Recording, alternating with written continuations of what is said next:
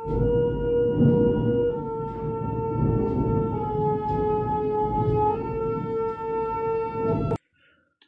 evening, Bande Matram, welcome all of you. The topic to be discussed right now is on a divine life upon earth. That is the topic of discussion for this evening. A divine life upon earth. That is from Sri Aurobindo we are quoting right now. A divine life upon earth, the ideal we have placed before us. For that actually, that is the ideal. That is the ideal, that is the ideology we have placed before us. Divine life upon the earth. But here, the life we are leading, that is the life of ordinary human life. A divine life upon earth, the ideal we have placed before us, can only come about by a spiritual change of our being. Ordinary, we are living in the ordinary consciousness, that is a different issue. But this divine life upon the earth, the ideal we have placed before us, can come about by spiritual change of our being. Spiritual change, not by the ordinary change of like having some university education or having being placed in staying in some capital city or staying among some good people here and there in a colony after retirement. It does not seem so. By the spiritual change of our being and a radical and a fundamental change. An evolution or a revolution of our nature, that is what. Just imagine how this life could be. I will tell you again. This a divine life upon the earth which we have placed before us can come only by spiritual change of our being. Spiritual change of our being, a radical and a fundamental change, an evolution or revolution of the nature. Through this only evolution or revolution of our nature, a radical and fundamental change, a spiritual change of our being, these are the requirements for the divine life which are upon the earth which we have placed before us. These are the requirement. Then the embodied being upon the earth would have to rise out of the domination over it. It is getting dominated every time. At each point of time, it is getting dominated of its veils of mind and life and body. Veils of mind, life and body.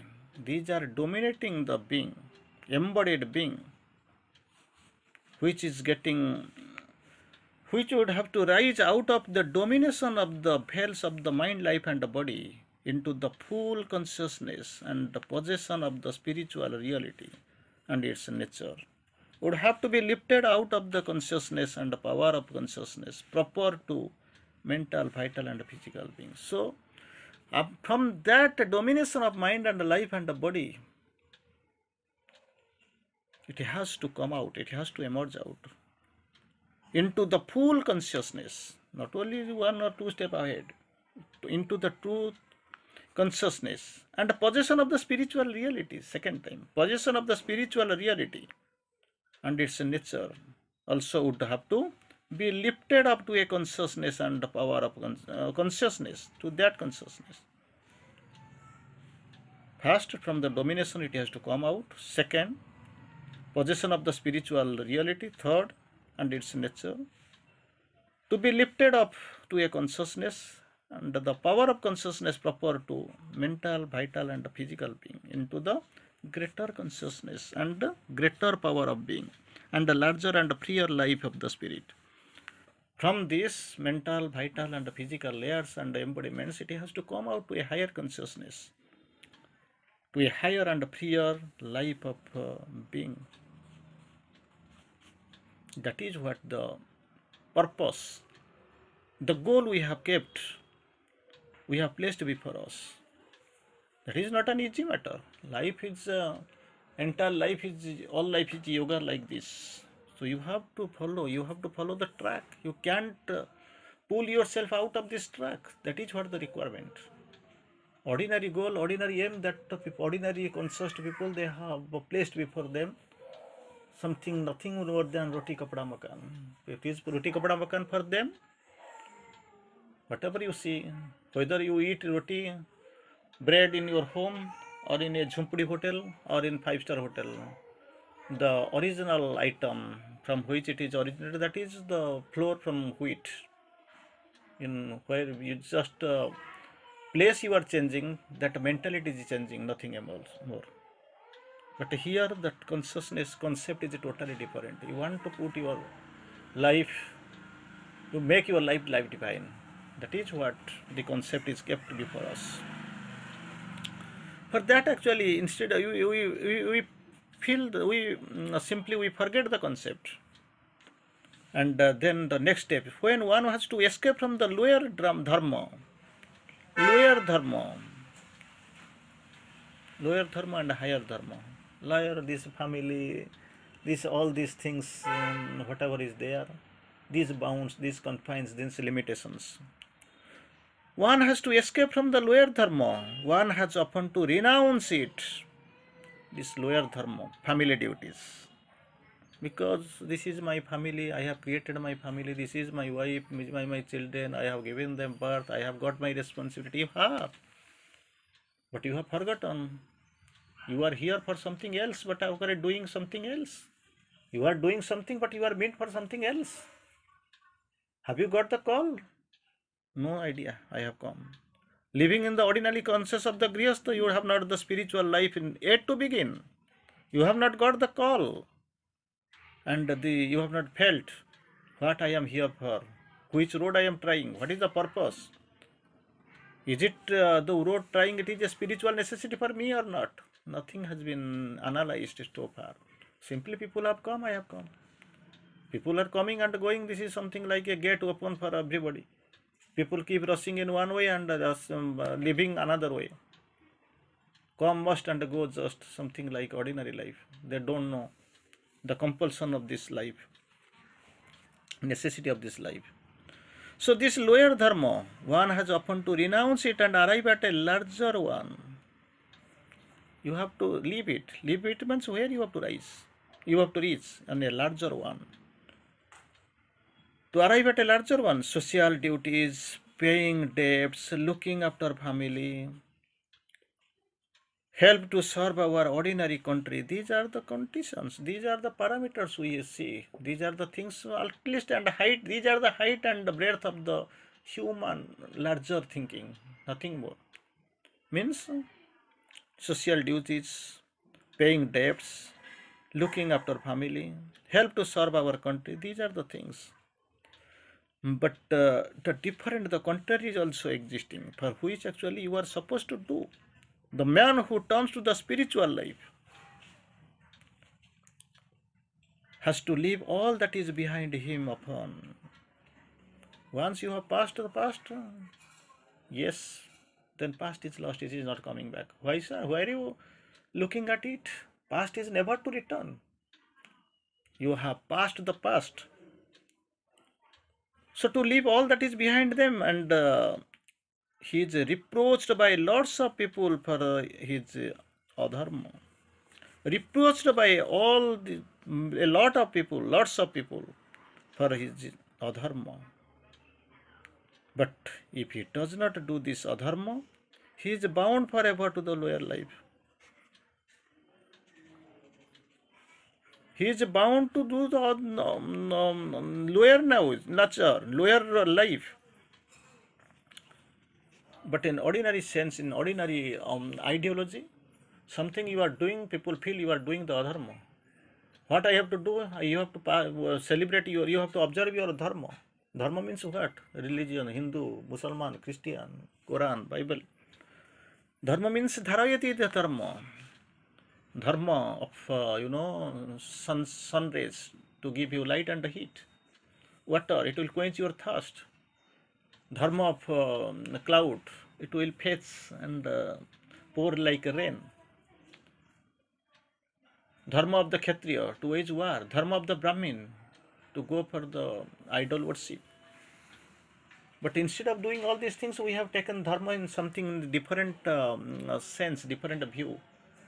Dharma means religion. which is placed on a blood-stained throne, sat on a blood-stained throne. So here, this dharma is different. Dharma means lower dharma, family, duty, paying debt, serving country. These are, we have taken social duty, performing social duties. We have taken it for dharma. If we are not sticking to this principle, we are taken as adharmis. We are doing the adharma. That is on the contrary side. But here in the course, if you are putting these dharmas, social duty, paying debts, looking after family, serving the country and all, these are all etc. Nothing but etc. etc. These are all ignorance. And if you are looking at you, you are doing the adharma. Truly, what people say dharma and adharma, in spiritual sense it is different. Your dharma is you have to come to discover your soul.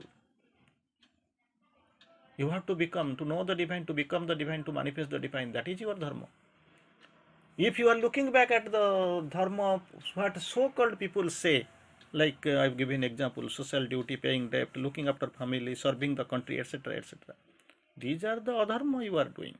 So what you have to do? This does not do this adharma. He is bound forever to this lower life. You had a sages had a past for this. The boon of this boon and gift of this past life. You are here being a sage. But you are again you are looking back, going to the lower life. For there is always some duty to be done, but can't take up the spiritual drama for dharma ever. You have got some duty because you are duty bound and you are confined to this duty. That is okay. But so far the spiritual dharma is concerned, you are deviating the line. You are not doing anything. It means in normal way, what people think really dharma, doing duty, serving lower dharma, family, paying debt and all dash dash dash. That is adharma in the spiritual sense, because dharma, what you have come to perform, for which the soul has taken birth and reverse, and you are forgetting and looking at the lower dharma like family, debt, roti, kapda, maka. So what about the spiritual life? Even from spiritual life, you are sliding back to the past. It can take up the spiritual dharma forever.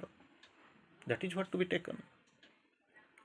And at the end, we will go for discussion another set of example. In the worldly life, the one thing by which one can enter into sadhana is to remember the divine always.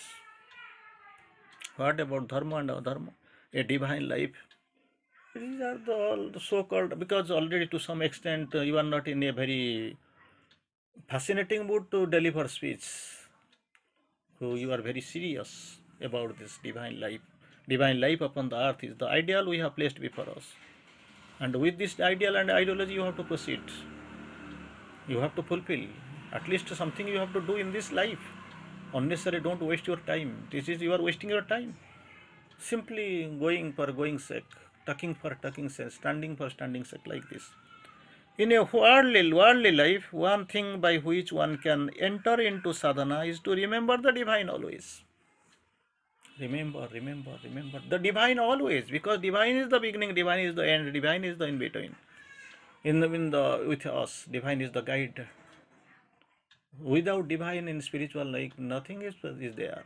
The people, the sadhakas, who are pursuing this sadhana life, divine life is all for them.